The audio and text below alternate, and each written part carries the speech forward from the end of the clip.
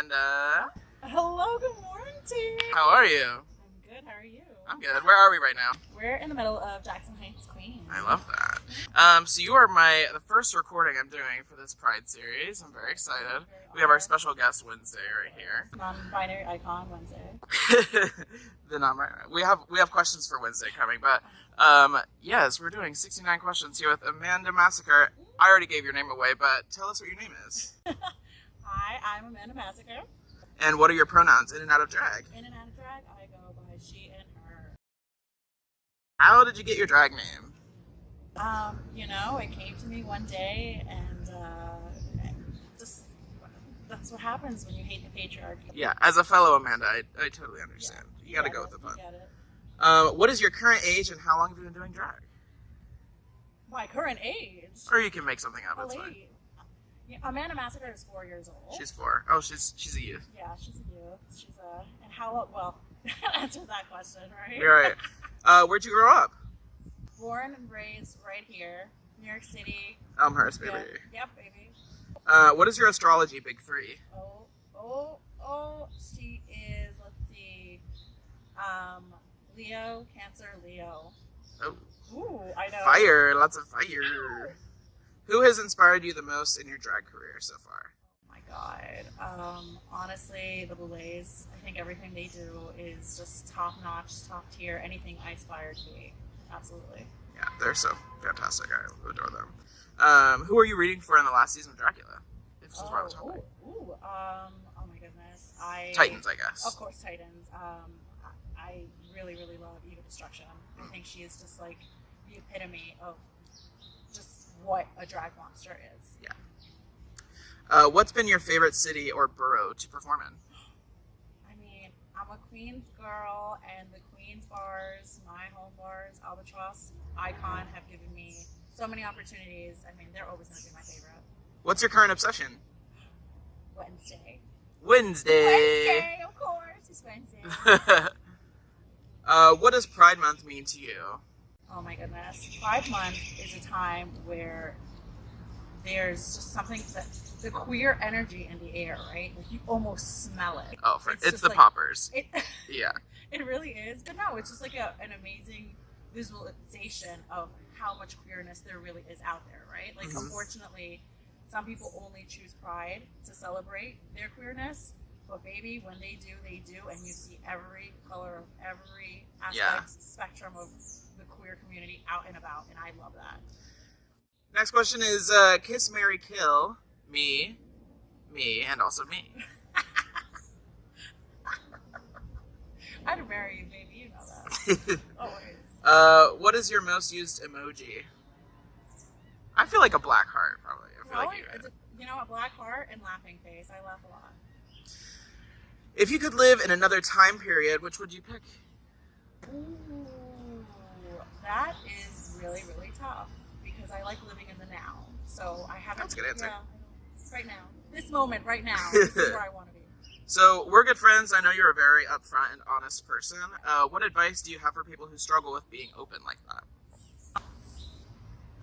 I mean, it's tough because it comes from a lot of experience and a lot of apologizing for who you are and being afraid of who you are, right? And then there just comes a point in your life where you get tired of it and you want to be yourself unapologetically, and you just break free from the chains, and it'll happen in your own moment in time. Don't rush it, but it happened for me, and I'm so thrilled. No filter. I am who I am, whether you like it or not. Period. Yeah. Do you like working in a group or tackling projects solo? Oh my God, what are we, like in an actual job interview? That's what it sounds like. Are you good with a team or not? I work well with people, but ultimately, at the end of the day, I am a very independent person.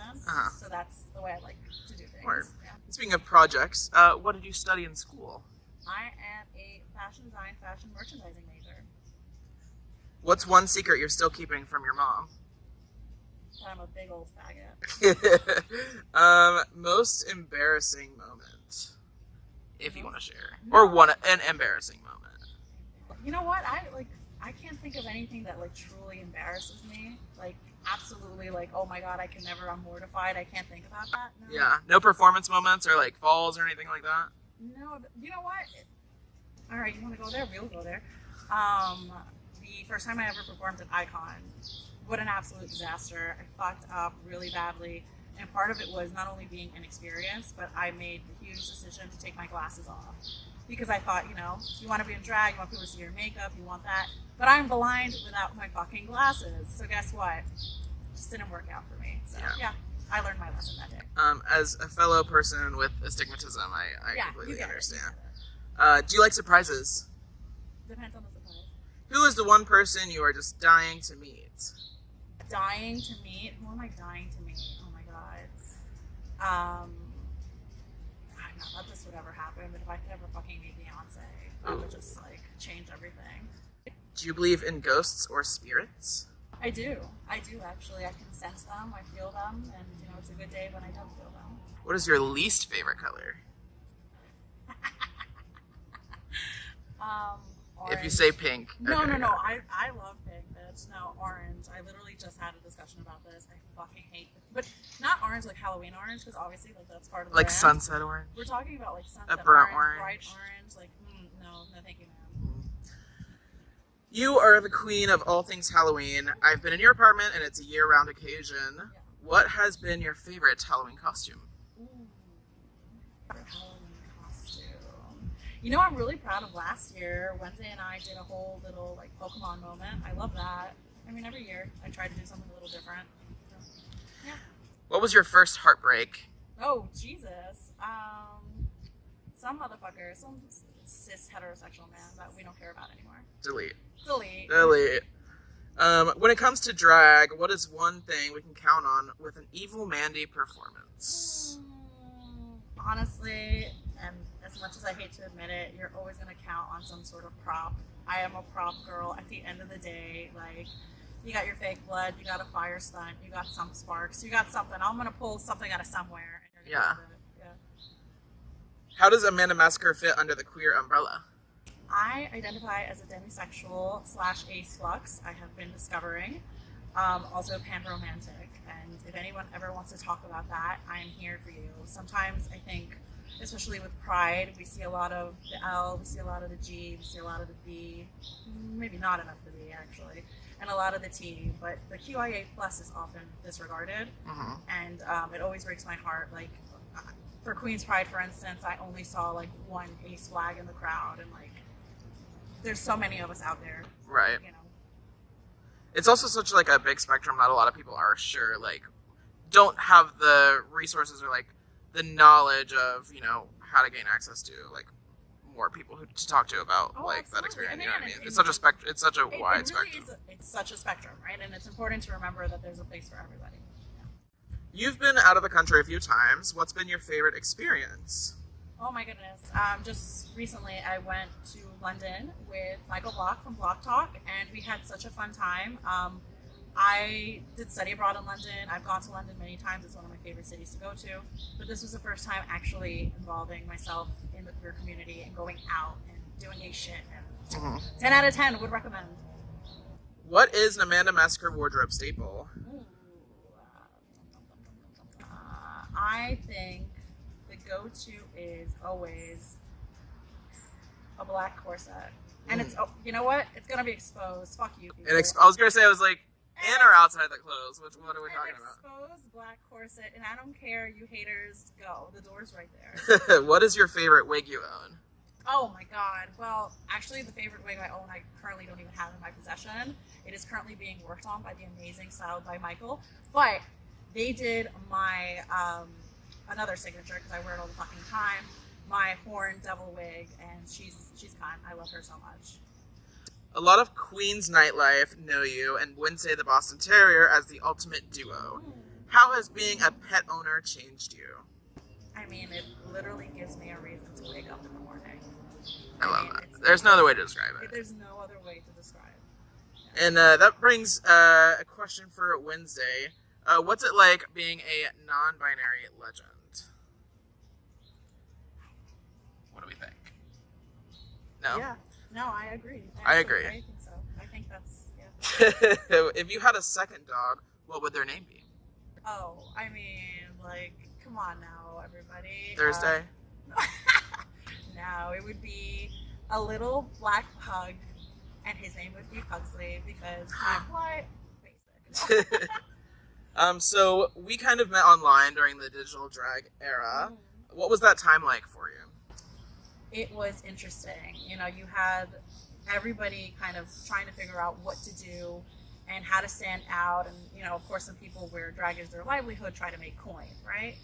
And I took it upon myself as this is an opportunity where a lot of the times my muggle job keeps me from doing drag.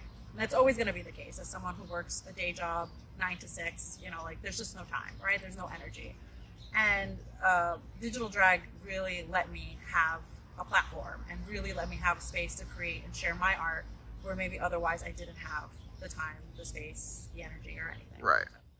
And you've also produced a lot of those digital drag events. Is there a future producer era coming for you? What do you think? You know, I would love that. I mean, I've definitely been inspired by the work you've done.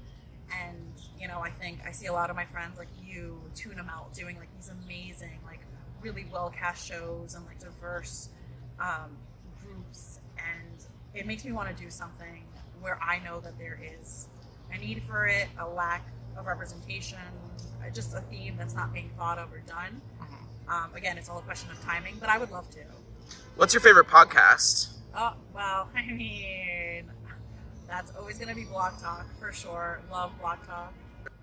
We are filming this prior to the DragCon LA. What are you looking forward to most about your trip next week? Oh my god. Okay, first of all, Super Nintendo World, because, I mean, come on. But no, I'm really, really excited to be in drag, like actually walk the floor, see so many of my friends that I know from online that we're all get to come to one place, meet each other. The friends I haven't seen in a while, get to see them. Yeah. I mean, it's going to be really, really great. And on top of it, you know, just being in LA is great. Yeah. It was really wild. Last year I had the privilege of going and working on Block Talk's team as well as my friend Acacia. That's right. And like just bumping into people like who are like, oh, I know you, and they're from Australia or London or exactly. Ireland. They're like, oh, I know, yeah. What? That's so weird. Which is also like something that came out of digital drag, which was really cool. What's your current mantra? My current mantra. Fuck it. Ooh, that's a good one. Do you have a go-to pickup line? You usually don't do the picking up, I'm sure. People probably do. I feel like people are always coming to me. Have you seen me? If Amanda Massacre wasn't your drag name, what would you pick for your drag name? That's a very good question. I've never really thought about it because I've always, ever since I could ever think about drag, and this is like before I even started drag, I had that name ready to go. Work. All right. Who do you look up to? In general or for drag? In general. I mean, you know, I look up to so many people. I think, like, at least as of now, like even just my friends inspire me so much. Like having such a close group of friends that really care and genuinely support you, and like seeing them do things and seeing you do things, like that's inspiring to me. What's your biggest fear? I, for the longest time, had a very big fear of losing a loved one, and then finally it happened when I lost my dad 10 years ago. And honestly, that, you know, I'm here. Right. Kind of rips the Band-Aid off, and It you're really like, does. this is it's what. Still a scary concept, Right. but at the same time, I can't think of anything else that like truly petrifies me. Yeah. That's why I know I do well on Dragula, because like, what could they? You throw said at after you've encountered the worst of your Right, fears, like what you could be do? worse? Right, Nothing. exactly. You can't do anything to me. I'll eat anything. I don't care. So we're going to do a little would you rather round. Would you rather be able to speak all human languages or be able to talk to animals? Oh, I thought that was a good one. That's I a wrote good that one. myself. Ooh, you know, that's a tough one because I really want to be a polyglot. Like, I love traveling, and that would mean so much to be able to travel to places like on my own and like not have to rely on anybody. Yeah. At the same time, like just the notion of being able to talk to Wednesday for even like 1 minute excites me. So it would probably be that one. Would you rather give gifts or receive gifts? You know what? Gift giving is one of my love languages, so I would absolutely give. Would you rather explore space or explore the ocean? Space. Would you rather hear the good news first or the bad news first? The bad news, because then you have something to look forward to. So, would you rather be cast on RuPaul's Drag Race or Dragula? You know, Dragula is actually more intimidating for me. I feel like I've seen the monsters that compete, and that's a tough stack. They're so good. They are so good. I'm definitely not good enough. I definitely have a long way to go. Versus on RuPaul's Drag Race, you know, the edit, I feel like that will at least get me a little further. Yeah. Yeah, my storyline. Would you rather be at an amusement park or at the beach? Amusement park. Would you rather change your eye color or your natural hair color, if you had to? If I had to, probably my eye color. You know, like my dad had green eyes, and my mom came and fucked it up, and now I have brown eyes. I love brown eyes. I've always wanted brown eyes. But I like if I could go like if I had my dad's green. Oh my god, like fuck. Would you rather sing in front of strangers or close friends? Well, I sing in front of strangers all the time, so it's. Well, speaking of singing, you used to be in a band, right? Yes, I was. What was the band's name? Call Her Savage. And how'd you get into that? Craigslist. That Craigslist. was Craigslist days, baby. So this interview is going to be released on the day of Warped Tour. Happy Warped Tour Day, everybody. Yes, happy Warped Tour. Produced by moi. Yes, what right. do you have to say to the people who don't have their tickets yet? What the fuck is wrong with you, and how come, and like get on that, like now, like come on now, show's starting in like a little bit. Literally. What can people expect from you at Warped Tour? Oh my goodness. So you're gonna get a live vocal, you're gonna get some live music, period, and you know, you're always gonna rely on me for a little MCR number. What does punk music mean to you? It means everything. There's something about like this repressed emo teenage angst that I have inside me that like at this age has not left. Yeah. But it's the music that has literally kept me going since I can remember, and it's the music that every day will always blast from my headphones and will always hold such a dear place in my heart. If you could only perform one punk band for the rest of your drag career, who would you pick? Who do we think it is? Who? I'm gonna take a wild guess and say it's probably My Chemical Romance. It's definitely My Chemical Romance. And what about one punk song? If you could only perform one song. If I can perform one song all over again for My Chemical Romance, just based on the theatricality of it all, I would probably say Helena. When did you find a love for punk music? Middle school. Can you describe your aesthetic in 3 words? Drag aesthetic. My drag aesthetic, let's see. Dark, spooky, sexy. Ooh. Sexy we're working on. So mysterious. Sexy is Amanda Massacre 2.0. It's the new era. It's the new era. Like, if you know, you know. Who is one drag artist you want to work with and haven't yet? Who's one artist? I mean, there's so many people. Someone that off the top of my head immediately. Oh my god. I mean, the name on everyone's lips is Julie J right now, and that would be like so honored to be in their presence. Word. You also have a little dog treat hustle. I do. How did that come about? So with lockdown and being furloughed from my muggle job, it let me not only do visual drag, but let me explore this new world of dogs. I got Wednesday during the pandemic, and she really opened my eyes to that community. And I said, you know what? Canine nutrition. Let's focus on that, and I'm going to make her things. And it's a hobby that just ended up giving me a little coin. How would you describe being one of my good friends? I'm privileged. I'm lucky. Yeah. What's the best compliment you've been given? The best compliment I've been given. I mean, honestly, any compliment. I really value, it's so important to me when people say something nice, sometimes when you grow up, so self-deprecating, fucking emo kid in the corner, 100%. the second that you get, someone throws you a bone, you're like, thank you. I always love the ones that, come out of nowhere. It's like, oh, you have a great smile. I'm just like, oh. It's like a complete stranger. You're like, wow. Me. I really appreciate it. What's your favorite part of your body? You know what? I honestly fucking love my body completely. If I had to choose, I'm in my waist era right now. Ooh, little Snapcharella. Yeah. What are you most proud of? I'm most proud of how far I've come. I feel like I've definitely had a journey.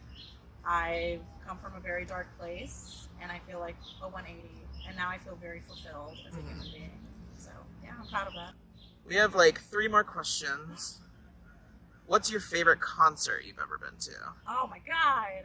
I mean, if I have to think back, I mean, the My Chemical Romance reunion show was like, but if I have to pick a favorite, it would be, I think 2007's Project Revolution, because I got to see so many fucking bands, in addition to My Chemical Romance, obviously. Mm-hmm. But yeah, it was amazing. And where can everyone follow you? You guys can follow me on Instagram at amanda.massacre. And one last question. This one's going to be for Wednesday. What's it like having the coolest mom ever? It's so cool. I love it. All right. Bye. See you next time. Happy Pride.